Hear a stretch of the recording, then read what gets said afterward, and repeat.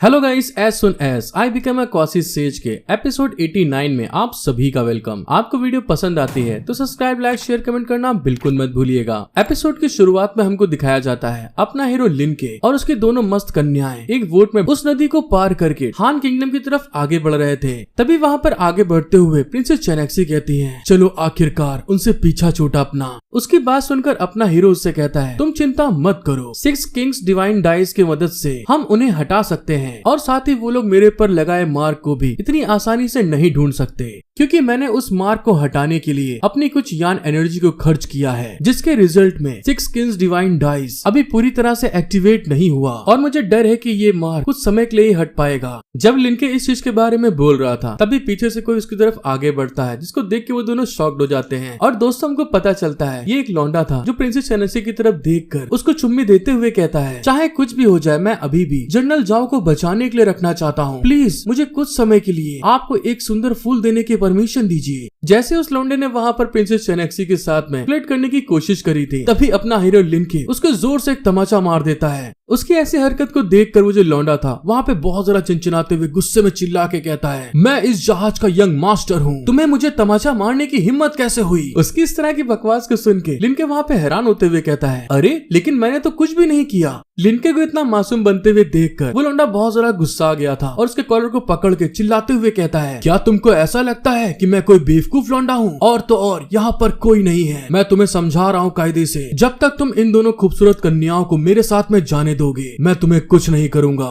इसीलिए तू मुझे इन दोनों को ले जाने दे। जैसे उसने इस बारे में बोला था तभी लिनके बहुत ज्यादा गुस्से में उसके चेहरे के ऊपर एक जोर से मुक्का मार देता है और लिनके के मुक्के के इफेक्ट के कारण वो जो लौंडा वहाँ पे बीसी कर रहा था वो सीधे पानी में जाके गिर जाता है। उसके सर्वेंट जब अपने मास्टर को इस तरह से पानी में गिरते हुए देखते हैं तो वहाँ पे घबराते हुए चिल्ला के कहते हैं, क्या तुम ऐसा कैसे कर सकते हो? हम तो तुम्हारे साथ में अच्छे इरादे लेकर इस नदी को पार करा रहे थे, लेकिन तुमने हमारे यंग मास्टर के एरिया में ही उसको मारने की हिम्मत करी। दूसरे साइड में हमें लिनके को दिखाया जाता है जो कि वहाँ पर मस्त पोज घुसे वाला बना के खड़े हुए कहता है, तुम तो इस तरह कह रहे हो जैसे हमने कोई किराया ही नहीं दिया हो। जैसे लिनके ने इस बारे में बोला था दूसरे साइड में यंग मास्टर को दिखाया जाता है जो कि वहाँ पर पानी में अपने आप को संभालते हुए चिल्ला के कहता है, अरे तुम लोग घोंचू वहीं पे रुक जाओ, तुम्हारे पास अभी भी हिसाब बराबर करने का समय है, सबसे पहले मुझे बाहर क्यों नहीं निकालते हो तुम लोग। अपने यंग मास्टर की बात सुन के उनमें से एक आदमी उसको हाथ दे के ऊपर की तरफ खींचते हुए कहता है, अरे यंग मास्टर प्लीज हमें माफ कर दीजिएगा, हम लोग आपको पानी में गिरने से रोकने में कुछ नहीं कर पाए, तो फिर आप उन्हें आसानी से जाने क्यों नहीं देते। अपने सर्वेंट की बात सुनकर यंग मास्टर गुस्से में चिल्ला के कहता है, अरे बेवकूफ किस तरह की बातें कर रहा है तू, ये वही लौंडा है जिसने मुझे मार के पानी में गिराया था। जब यंग मास्टर वहाँ पे चिल्ला रहा था तभी दूसरी साइड से एक पत्थर बड़ी स्पीड में आता है और जो सर्वेंट उसको बचाने की कोशिश कर रहा था उसकी पीठ के ऊपर धड़ाम से लड़ता है और वो सर्वेंट भी अपने यंग मास्टर के साथ में पानी में जाकर गिर गया था। ऐसा होते हुए देखकर यंग मास्टर बहुत ज्यादा गुस्से में चिल्ला के कहते हैं, आखिर तुम ये सब क्या कर रहे हो। लेकिन जब वो अपने सामने का नजारा देखता है तो उसकी आंखें फटी की फटी रह जाती हैं और वो घबराते हुए चिल्ला के कहता है, सभी लोग संभल कर, वो देखो ऊपर से एलियंस हमारे ऊपर अटैक कर रहे हैं। और ऊपर की तरफ से जितने ढेर सारे पत्थर आ रहे थे सारे के सारे जितने सर्वेंट थे उसके उनके ऊपर लगकर वो भी वहाँ पे पानी में गिर गए थे। लिनके जब वहाँ पे इस चीज को होते हुए देखता है तो वहाँ पर अपनी पावर को यूज करते हुए नाव के ऊपर एक लात मारता है और जो पत्थर आगे की तरफ बढ़ रहे थे नाव को वहाँ पर ऊंचा उठाते हुए कहता है, अरे नहीं ये तो वही घोस्ट मार्क वाले आदमी हैं। और नाव को ऊपर उठाने के साथ में जितने पत्थर आ रहे थे जो उनके ऊपर लगने वाले थे वो सभी पत्थर नाव के ऊपर जाके लड़ जाते हैं। लिनके की बात सुनकर प्रिंसेस चेनेक्सी हैरान होते हुए कहती है, क्या ऐसा हो सकता है कि वो लोग यहाँ तक हमारा पीछा करते हुए आए हों? ये तो फिर पक्की बात है, ये कोई छोटी चाल नहीं है। प्रिंसेस चेनेक्सी की बात को समझते हुए लिनके कहता है, अगर ऐसी बात है तो हमें इस जहाज को तुरंत छोड़ना होगा, क्योंकि हम अभी उनके साथ में सीधे नहीं लड़ सकते। दूसरे साइड में यंग मास्टर जहाज के किनारे लटके हुए वहाँ पे रोते हुए कहता है, नहीं ऐसा नहीं हो सकता, तुम इस जहाज को छोड़ के नहीं जा सकते, क्योंकि ये पूरी की पूरी घाटी एलियन से भरी हुई है और हमें 1 महीने से ज्यादा का समय हो गया है यहाँ पर खाना और पीने के साथ में रहते हुए। तुमने आज यहाँ पर जो कुछ नुकसान किया है उन सब की भरपाई करके जाओ। उस लौंडे की बात सुनकर लिनके उसकी तरफ देख के कहता है, मुझे देखने में तो ऐसा लग रहा है तुम बहुत गर्म खून वाले लौंडे हो। चलो फिर ठीक है, मैं इस जहाज को छोड़ने से पहले तुम्हारे सारे सामान को ले जाऊंगा। और जैसे दोस्तों वहाँ पे लिनके ने सामान सारा उठाया था खाने पीने का, उतनी ही देर में जो एलियंस वहाँ पे पत्थर से अटैक कर रहे थे उन्होंने पूरे के पूरे जहाज को तबाह कर देते हैं और वहाँ पर सिर्फ जहाज का मलबा बचता है। और उनमें से एक एलियन वहाँ पे आगे बढ़ते हुए कहता है, वो लोग जहाज को छोड़ के भाग चुके हैं। इन बेकार चूहों से निपटना सच में बहुत मुश्किल होता जा रहा है। मुझे इससे कोई फर्क नहीं पड़ता जब तक उनके पास खाने पीने की कमी रहेगी। इन भगौड़ों का ग्रुप ज्यादा दूरी तक नहीं भाग पाएगा। और उसके ऐसा कहने के साथ में हमारा सीन शिफ्ट हो जाता है और हमें लिनके को दिखाते हैं जो कि उस नदी के दूसरी साइड के जंगल में आकर वो सारे सामान को नीचे रखता है। और साथ ही दोस्तों जब वहाँ पे यंग मास्टर इस चीज को देखता है कि लिनके ने उन सभी की जान बचा ली है तो उसका आगे ग्रीट करते हुए कहता है वो बात ये है कि मैं आप जैसे महान इंसान की काबिलियत को देख नहीं पाया। आपका बहुत बहुत शुक्रिया एक हीरो की तरह हमारी जान बचाने के लिए। हेलो गाइस, अगर आपको मेरी वीडियो पसंद आ रही है तो सब्सक्राइब लाइक करना बिल्कुल मत भूलिएगा। एपिसोड 90 की स्टार्टिंग में हमें दिखाया जाता है उस यंग मास्टर के ऐसे बदले हुए बिहेव को देखकर लिनके भी थोड़ा हैरान होते हुए कहता है दुनिया में लोग छोटी छोटी बातों पर ध्यान नहीं देते क्योंकि आप भी जनरल जियाओ के सैनिकों को खाना देना चाहते हैं तो बस इस स्टोरेज बैग को तुम रख लो। लेकिन क्या तुम मुझे जनरल जियाओ के बारे में पूरी तरह से बता सकते हो कि वहाँ पर क्या चल रहा है? अपने हीरो की इस तरह की बात को सुनकर यंग मास्टर बहुत ज्यादा खुश हो गया था और वहाँ पे एक्साइटेड होते हुए अपने हीरो से कहता है क्यों नहीं, जनरल जियाओ एक ग्रेट हीरो हैं जो एलियंस के खिलाफ लड़ते हैं और वो अपने दुश्मनों के आगे इनविंसिबल हैं। लेकिन ये बहुत अफसोस की बात है, एलियंस बहुत चालाक थे और उन्होंने उन्हें वेई ताओ की घाटी में फंसा दिया और वो सभी वहाँ पर फंसे हुए हैं लेकिन उस पर हमला नहीं हुआ। प्रिंसेस चैनेक्सी जब उसकी इस बात को सुनती है तो वहाँ पर वो भी घबराते हुए कहती है हाँ, इसकी बात से पता चल रहा है कि ये जनरल जियाओ की ही बात कर रहा है। वो जियांग त्यांकिंग है जो जू किंगडम की फीमेल जनरल है और उसे वेपन प्रिंसेस के नाम से जाना जाता है। तो क्या तुम लोग उन सभी के लिए खाना पहुँचाने वाले थे? प्रिंसेस की बात सुनकर यंग मास्टर उदास होकर आगे की तरफ बढ़ते हुए कहता है लेकिन उन तक खाना पहुँचाना बहुत मुश्किल होता जा रहा है और तो और मेरे पिता भी सप्लाईज को पहुँचाने के कारण गायब हो गए। मुझे अब नहीं पता कि आखिर मैं वहाँ पर कितने लोगों के लिए सोर्सेस को पहुँचा सकता हूँ। लिनके वहाँ पर उसकी बात सुनकर स्माइल करते हुए कहता है 100% सभी लोगों के लिए। अपने हीरो की बात सुनकर यंग मास्टर वहाँ पे शॉक्ड होते हुए कहता है क्या तुमने क्या कहा अभी? यंग मास्टर को इतना शॉक्ड देखकर लिनके वहाँ पे बड़े एटीट्यूड में कहता है मैंने कहा कि जितने भी रिसोर्सेज हैं 100% हम उन लोगों को वहाँ पे बांट सकते हैं। लिनके की बात सुनकर यंग मास्टर उसके पास दौड़ के आते हुए कहता है 100%? लेकिन तुम ऐसा मत सोचो, ये करना बहुत आसान है क्योंकि जनरल जियाओ और जनरल जुगू जिस जगह पर फाइट कर रहे हैं सच में हमें नहीं मालूम कि वो लोग कहाँ पर हैं और इन रिसोर्सेज को हम वहाँ तक पहुँचा भी पाएंगे कि नहीं ये कहना मुश्किल है और तुम यहाँ पर इतने कॉन्फिडेंस के साथ में कैसे कह सकते हो? उसकी बात सुनकर लिनके बहुत शांत होते हुए कहता है मैं इस चीज के लिए पूरा पक्का हूँ, इसलिए नहीं कि जियाओ त्यांकिंग जू किंगडम की एक जनरल है, वो बात बस इतनी सी है कि वो एक फीमेल जनरल है।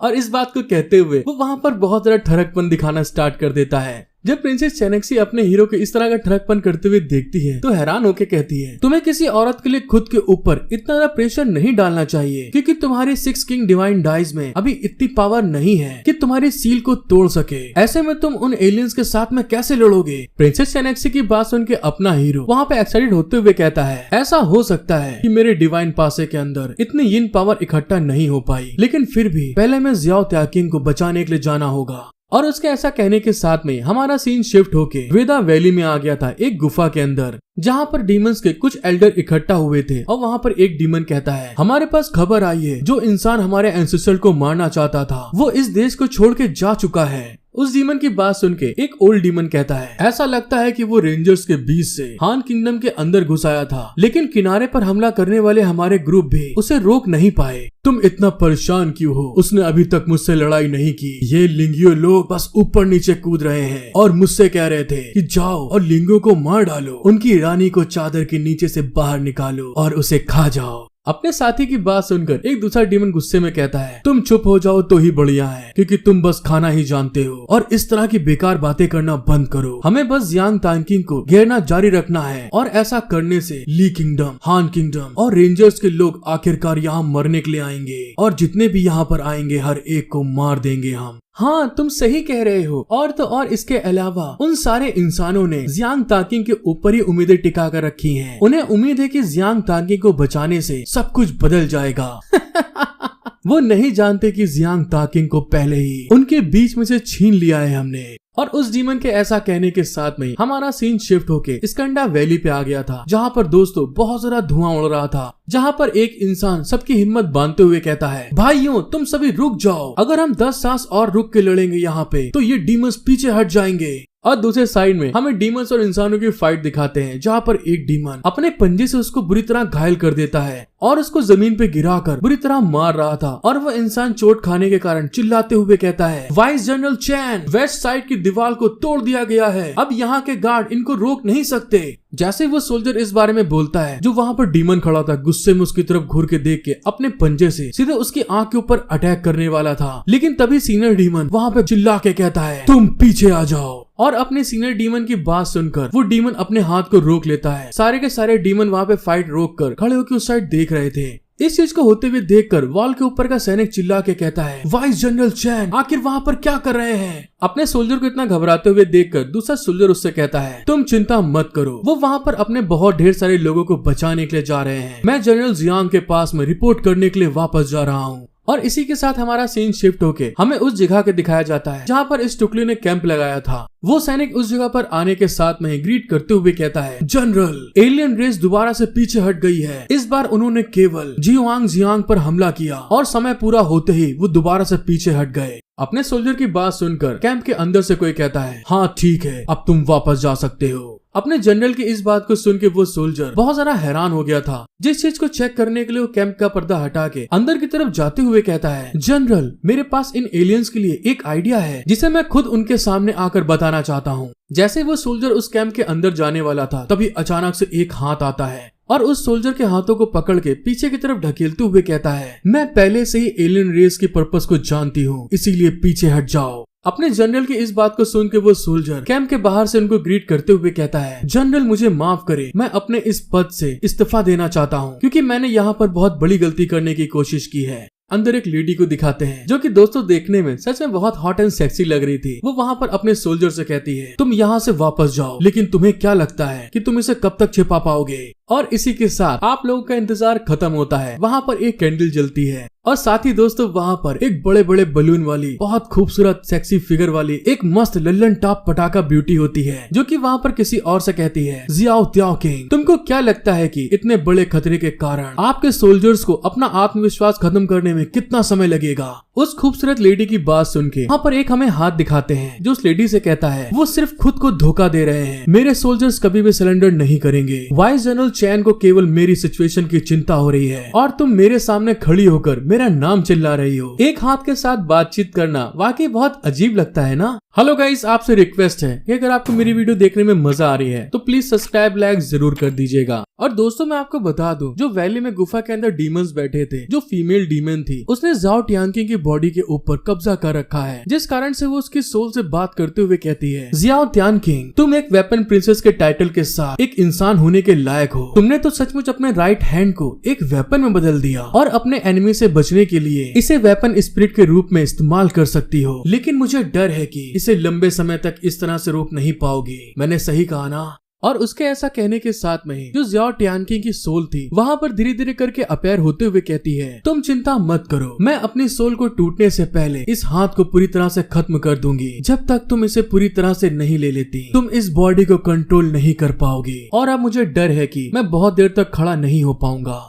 ज़ाओ टियानकिंग की सोल की बात सुन के उसकी बॉडी के अंदर जो डीमन छुपी हुई थी वहाँ पर घबराते हुए चिल्ला के कहती है, क्या कहा? तुम इस तरह से खुद को गायब करने के लिए तैयार हो? जब तक तुम वापस आओगे हम एक हो जाएंगे और एक साथ दुनिया पर राज करेंगे और हमेशा के लिए जिंदा रहेंगे। उस लेडी की बात सुनकर जो वेपन प्रिंसेस थी वहाँ पर उसके ऊपर स्पिरिट अटैक करते हुए कहती है, मैं ऐसा करने से मना करती हूँ, तुम कहीं नहीं जा सकती, मैं तुम्हें अपनी बॉडी में कैद कर दूंगी और तुम मेरे साथ में ही मारी जाओगी। ज़ाओ टियानकिंग ने वहाँ पे अपने स्पिरिट वेपन को यूज करते हुए उस डीमन को उसकी बॉडी में ही सील कर दिया था और ऐसा होते हुए देखकर वो डीमन गुस्से में चिल्ला के कहती है, तुम पागल हो गई हो, तुमने मुझे कैद करने की हिम्मत की, लेकिन फिजिकल बॉडी के खाने पीने के बिना मैं देखना चाहती हूँ कि हमें कौन जिंदा रख सकता है। और दोस्तों जैसे वहाँ पर उस डीमन ने इस बारे में बोला था, तभी अचानक से छत को कोई तोड़ता हुआ नीचे की तरफ आ रहा था और हमको पता चलता है ये कोई और नहीं अपना ठरकी लौंडा लिनके होता है, जो कि नीचे उतरते हुए उस डीमन को हेलो करते हुए कहता है, ज़ाओ मेरेन, आपका ब्रदर आपको बचाने के लिए यहाँ पर आया है।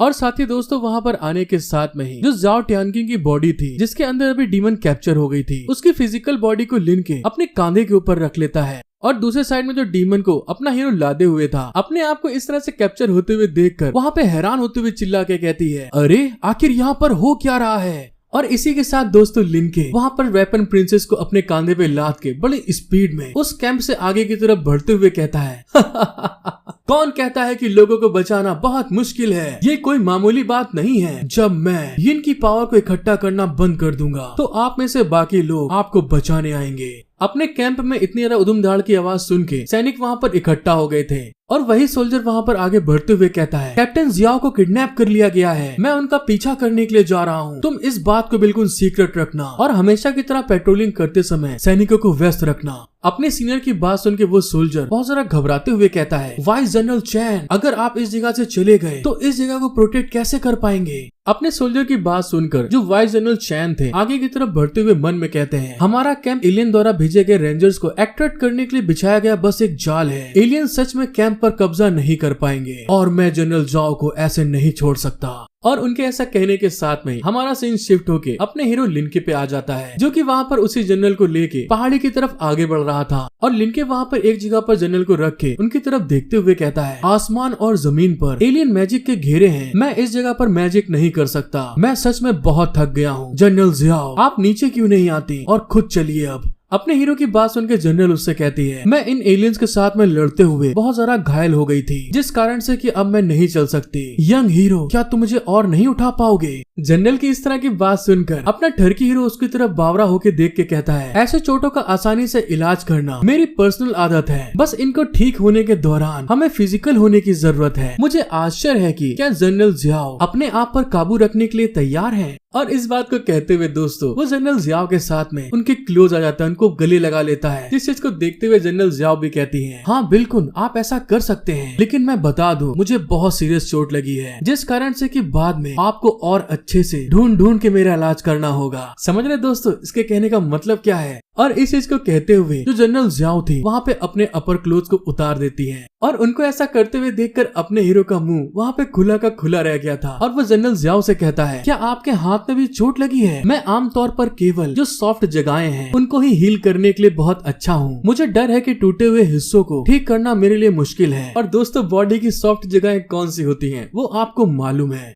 अपने हीरो को थोड़ा घबराते हुए देखकर जनरल जियाओ उसके हाथों को अपने छाती के ऊपर रखते हुए कहती है ये कैसी बात कर रहे हो तुम? ये सब छोटी मोटी बातें हैं। अगर मुझे पैरों से चलने में प्रॉब्लम हो तो क्या यंग हीरो कुछ करने लायक नहीं हो पाएंगे? पैरों वाली बात सुन के तो दोस्तों उसको सॉफ्ट हिस्सा याद आ जाता है और उसकी ठरकपन उसकी आंखों में दिखने लगती है। उसके मुंह से राल चू रहा था और वो एक्साइटेड होते हुए कहता है अरे वाह क्या बात है, आप तो सचमुच एक बहुत समझदार लेडी हैं और साथ ही तुम बहुत अच्छी हो। चलो ठीक है तो मैं तुम्हारा इलाज तुरंत शुरू कर दूंगा। अगर मैं आपका इलाज करता हूँ तो बदले में मैं आपकी बॉडी की कुछ यिन पावर को एब्जॉर्ब करूंगा। मुझे लगता है कि आपको कोई भी प्रॉब्लम नहीं होनी चाहिए। मैंने सही कहा ना? और ऐसा कहने के साथ में वो उसकी बॉडी के एक एक पार्ट को टच करते हुए कहता है अरे यहाँ कोई प्रॉब्लम नहीं है, यहाँ पर भी कोई प्रॉब्लम नहीं है। ये तो बड़ी अजीब बात है। और ऐसा करते हुए वो दोनों वहाँ पे ब्लश कर रहे थे। दूसरे साइड में जो उसकी बॉडी के अंदर फीमेल डीमन थी वो वहाँ पर गुस्साते हुए मन में कहती है वो बदबूदार कुतिया जियाओ तियानकिंग मुझे ना तो इस बॉडी पे कंट्रोल करने लायक बनाती है और ना ही इससे बचने लायक।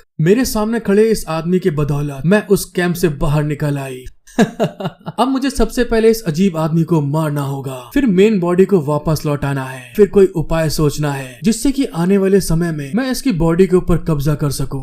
लिंके जब वहाँ पे इलाज कर रहा था तभी जनरल जियाओ अपने पेट को पकड़ के चिल्लाते हुए कहती हैं आह यंग मास्टर, मेरे पेट के नीचे के हिस्से में अचानक खुजली और दर्द हो रहा है, प्लीज जल्दी से मेरी मदद करो। लिंके उसकी ऐसी बात सुन के एकदम हैरान होते हुए कहता है क्या? लेकिन ये कैसे हो सकता है? मैंने तो अभी तक आपकी बीमारी को ठीक ही नहीं किया है, तो फिर मैं एडवांस में आपके साथ में इस तरह की पेमेंट को कैसे ले सकता हूँ? और जब वो इस बारे में कह रहा था तभी उसके पीछे एक स्पिरिचुअल एनर्जी अपेयर हो रही थी और अगले ही पल वहाँ पे एक बहुत बड़ा विस्फोट हो जाता है, धमाका हो जाता है। थोड़ी देर बाद वहाँ पे वही ओल्ड डीमन आने के साथ में अपनी डंडी को उस आग में हिलाते हुए कहता है ओफो, आग की लपटों के नीचे बिना किसी दर्द के मरना ये हमारे एंसेस्टर की तरफ से तुम्हारे लिए गिफ्ट है। जैसे वहाँ पर उस डीमन ने बोला था तभी उस आग के बीच में से अपना हीरो जनरल जियाओ को लेकर निकलते हुए कहता है दुश्मनों ने हमला किया है, हमें ढूंढ लिया गया है, इलाज बाद में करेंगे, पहले यहाँ से निकल लेते हैं। इस तरह के अटैक को देखने के बाद तो जनरल जाओ के भी पसीने छूट गए थे और वो भी कहती हैं, हाँ ठीक है, जल्दी करो, निकलो। और दूसरे साइड में जो फीमेल डीमन थी वो वहां पर अपने एल्डर की तरफ देखकर बहुत सारा गुस्से में चिड़चिड़ाते हुए कहती है, शारिफा तुम एक बहुत निकम्मे बूढ़े आदमी हो। मैंने इतने लंबे समय तक इस काम में देरी करने के लिए अपनी सुंदरता का बलिदान दिया और अब तुमने यहाँ पर आके सब कुछ खराब कर दिया।